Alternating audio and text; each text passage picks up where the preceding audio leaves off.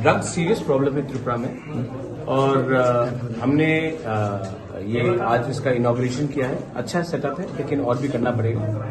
लेकिन मैं आपको एक ही बात बोलना चाहता हूँ कि अगर हमको ड्रग्स को खत्म करना है त्रिपुरा में तो हम लोग सिर्फ ड्रग एडिक्ट्स के पीछे जाते हैं। हम लोग सिर्फ स्मॉल टाइम ड्रग स्मगलर्स को पकड़ते हैं। जो असली ड्रग स्मगलर है जिसके पास पुलिस उसको पकड़ता नहीं क्योंकि उनके पास नेता का प्रोटेक्शन है, उनको पकड़ना पड़ेगा।